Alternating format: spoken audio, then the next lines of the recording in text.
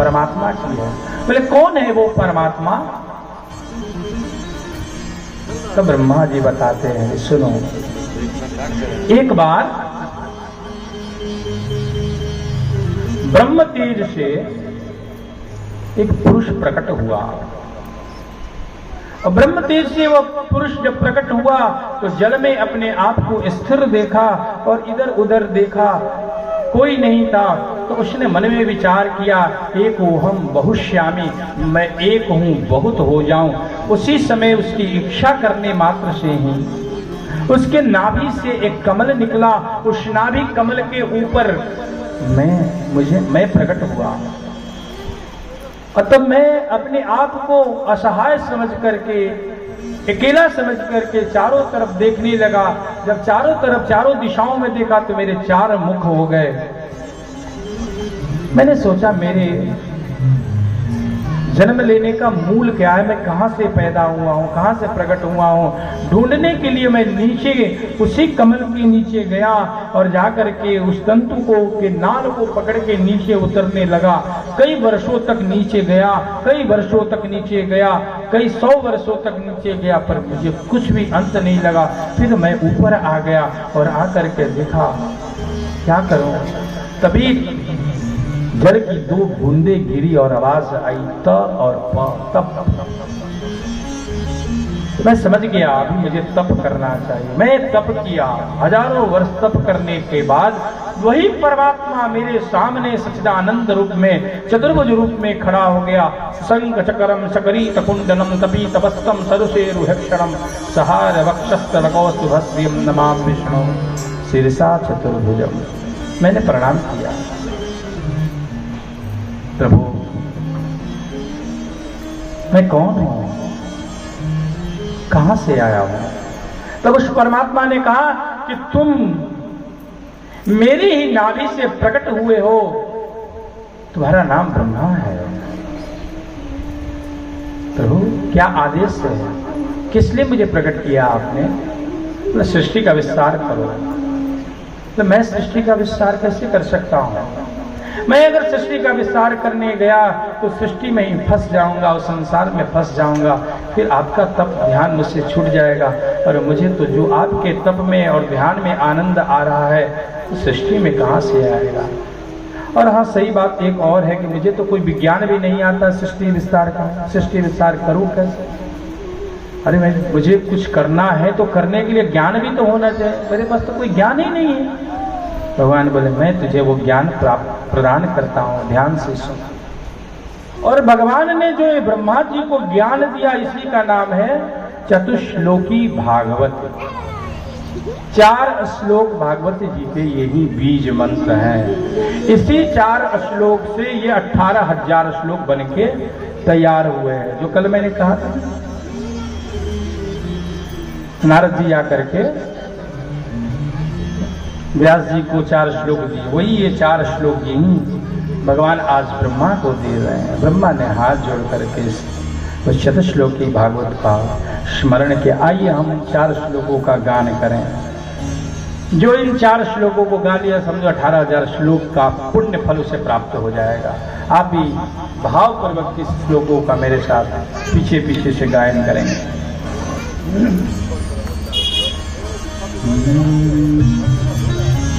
श्रीकृष्णं शरणं मम, श्रीकृष्णं शरणं मम, श्रीकृष्णं शरणं मम, श्रीकृष्णं शरणं मम, श्रीकृष्णं शरणं मम, श्रीकृष्णं शरणं मम,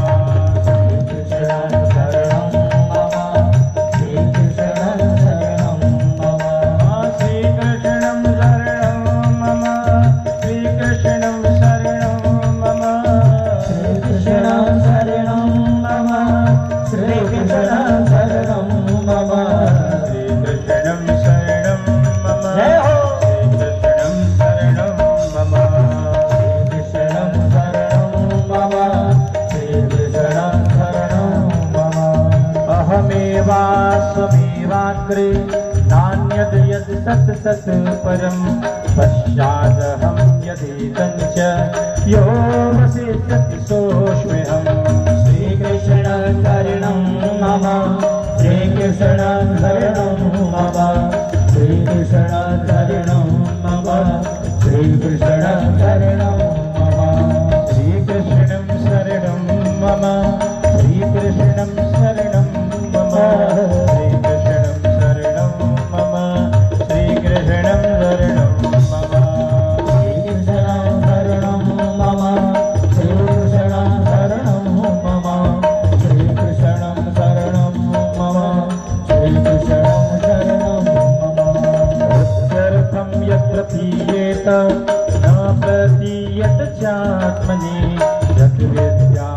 मनो मायां यथा भासो यथा तम। श्रीकृष्णं शरणं मम श्रीकृष्णं शरणं मम श्रीकृष्णं शरणं मम श्रीकृष्णं शरणं मम श्रीकृष्णं शरणं मम श्रीकृष्णं शरणं मम श्रीकृष्णं शरणं मम श्रीकृष्णं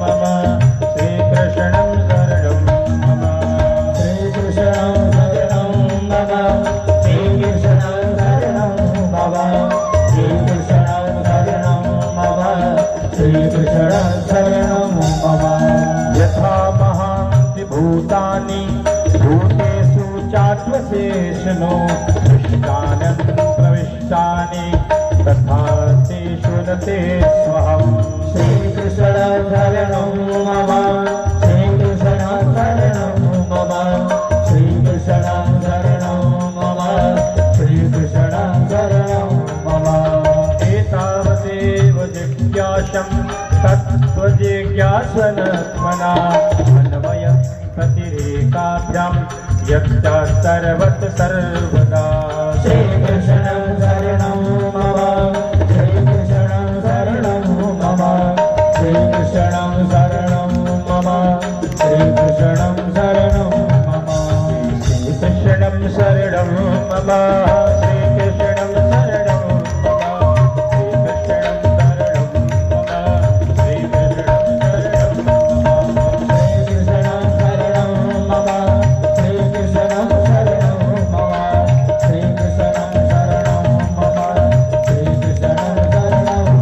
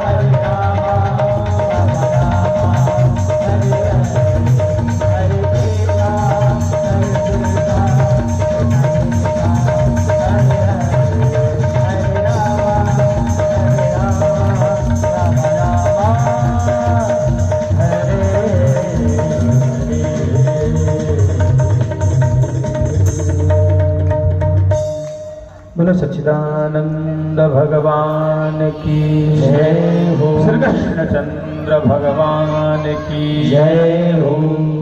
आइए आज ही आपको पूरे 18,000 श्लोकों का भाव बताता हूं।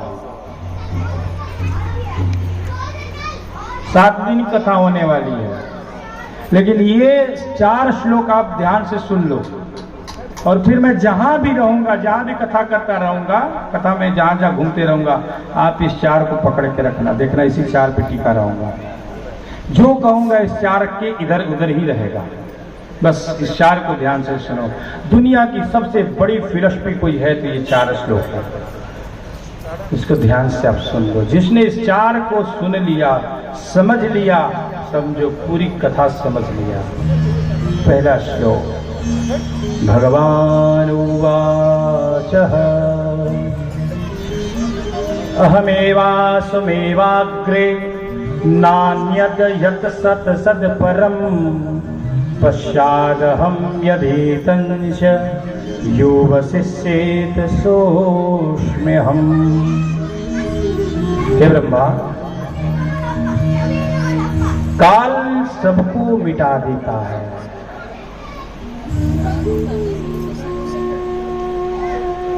काल सब कुछ समाप्त कर देता है। यो वशिष्यत सोऽस्म्यहम्, पर सब मिट जाने के बाद जो शेष बचता है वो मैं हूं।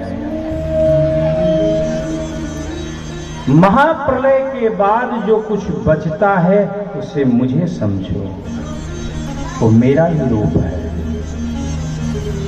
काल सब कुछ मिटा देता है, पर वो काल ही मेरा रूप है। मैं समय हूं। आपने वो महाभारत देखी होगी, बी.आर. चोपड़ा वाली, एक आवाज आती है, मैं समय हूं। काल सबको मिटा देता है, पर वो काल का रूप मेरा है। मैं ही सब कुछ में निहित हूं। यो अविश्येत सोऽस्म्यहम्, तो सब कुछ समाप्त हो जाता है, और जो शेष बचता है वो मेरा रूप है। अहमेवासमेवाग्रे नान्यद यत् सत् सम्पुरा। सब कुछ भी, जब कुछ भी नहीं था तो मैं था, जब कुछ भी नहीं था तो मैं था, और ये सब कुछ है उसमें मैं हूं। ये सब समाप्त हो जाएगा, उसमें भी मैं रहूंगा। हे ब्रह्मा, ये जो चराचर तुम देख रहे हो, इस रूप में मैं हूं। इसके समाप्त होने के बाद भी मैं रहता हूं, और फिर इसके रूप में भी मैं रहता हूं, और इसको समेट देने वाला भी मैं होता हूं। इसलिए सब कुछ मेरा रूप है, इसलिए इसमें मोहित मत हो। तुम्हारे रूप में भी मैं हूं, मेरे रूप में भी मैं हूं। मैं अपनी इच्छा से तुम्हें बनाया हूं। मैं अपनी इच्छा से चराचर को खड़ा करता हूं, जगत को बनाता हूं। अपनी इच्छा से जगत को चलाता हूं, अपनी इच्छा से जगत को समेट लेता हूं। ये मेरा स्वभाव है।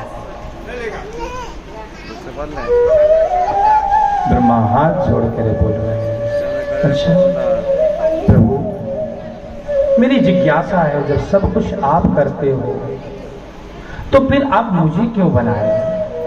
मुझसे ये ऐसा करने के लिए क्यों कह रहे हैं? तो भगवान कहते हैं, सुनो हे ब्रह्मा, ये मेरी माया है। मेरी माया से दुनिया मुझे नहीं जान पाती। मेरी माया का प्रभाव है, और उस माया से ही तुम भी मुझे नहीं जान पाते। तो क्या है आपकी माया? तो दूसरे श्लोक में कहते हैं, भगवान अपनी माया के बारे में बता रहे हैं। ये दूसरा श्लोक ध्यान से सुने। रत्यर्थे यत प्रतीयेत न प्रतीयेत चात्मनि तद विद्या आत्मनो माया यथा भासो यथा तमः। यथा अभासो यथा तमः, जैसा दिख रहा है वैसा होता नहीं है। बोला कैसे? तरित्यर्थे यद प्रतीयेत न प्रतीयेत चात्मनि, जो कुछ है उसको ढक दे और जो नहीं है उसको दिखा दे, यही मेरी माया का काम है। संसार असत्य है, उसको सत्य दिखा दे, मैं सत्य हूं और मुझे ढक दे, यही मेरी माया का काम है। वास्तव में ये संसार क्या है? असत्य है। कैसा सत्य है भैया? तो अब समझो, आप नींद में हो और नींद में आपको आया स्वप्न और आप बन गए राजा। और क्या ठाट आपके दास दासियां सेवक सब लगे हुए हैं और राजा महाराजा की तरफ बैठ करके आप खूब सुख भोग रहे हो, जिसको जो मन कर रहा है वही बोल रहे हो, आदेश दे रहे हो, सब कुछ हो रहा है और राजा महाराजा की तरफ बैठे हो, खूब आनंद हो रहा है। जितने मन का पकवान चाहिए उतने भोजन कर रहे हो, जो मन चाहिए वही कर रहे हो, खूब आनंद। परंतु नींद टूट गई और आप फिर उसके बाद कहाँ हो गया? खाट गया। तो संसार भी वैसा है। हम नींद में जैसे संसार जगत में राजा बन जाते हैं, वैसे ही संसार में हम आ गए हैं और इसी को सत्य मान बैठे हैं। अब वाह, ये मेरे पति, ये मेरे पत्नी, ये मेरा घर, ये मेरा मकान, ये मेरा घोड़ा, ये वो, ये सब कुछ, मेरी गाड़ी, मेरा मकान, मेरा समाज। कब तक भैया? जब तक हम हमारे अंदर वो चेतना है और प्राण निकल गया इस शरीर से, उसके बाद क्या है? सब कुछ धरा का धरा रह जाता। शरीर को भी कोई रखता नहीं महाराज। शरीर से प्रेम अगर है और शरीर ही सब कुछ है, तो मरने के बाद इस शरीर से लोग प्रेम क्यों नहीं करते? जितना जिंदा रहने पे लोग प्रेम करते हैं हमसे आपसे, उतना मरने के बाद इस शरीर से क्यों नहीं प्रेम करते? कोई करता है? मरने के बाद तो जाने से डरते हैं, भाई भूत ना हो पकड़ लेगा। वही शरीर जिसको पकड़ पकड़ के खूब प्रेम, खूब उठन, खूब सुंदर श्रृंगार लगाए जा रहे थे, खूब सुंदर वस्त्र पहनाए जा रहे थे, अब मम्मी पापा बाबा दादा चाचा चाची काका काकी और क्या क्या नहीं बोलते थे, मेरे पति, मेरे स्वामी, मेरे वो, ये मेरे वो। अरे वही उसमें से जो ये प्राण धन निकल गया, चेतना निकल गई, चैतन्यता समाप्त हो गई, तो फिर उसी शरीर का नाम क्या हो जाता है? बॉडी। तब तो लोग तुरंत बोलते जल्दी इसको निकालो, देरी मत करो अन्यथा गंध आ जाएगा। तो शरीर का महत्व कब तक है? जब तक इसमें प्राण है। और हम इसको सत्य मान बैठे। वास्तविकता ये नहीं है कि ये शरीर सत्य है, हम सत्य हैं, ये जगत सत्य है, ये जगत मिथ्या है और सत्य कोई है तो वो परमात्मा है। रत्यर्थे यत प्रतीयेत न प्रतीयेत चात्मनि। और एक दृष्टांत से और आपको मैं समझाता हूं, ध्यान से सुनो। जैसे हम चले गए फिल्म देखने सिनेमा हॉल में, और सिनेमा हॉल में गए, खूब बढ़िया मजेदार की फिल्म लगी और हीरो फाइटिंग कर रहा है, हीरोइन नाच रही है, कहीं बम बरस रहे हैं, कहीं आग लग रहे हैं, कहीं घोड़े दौड़ रहे हैं और आप स्क्रीन में देख रहे हैं और 3 घंटे की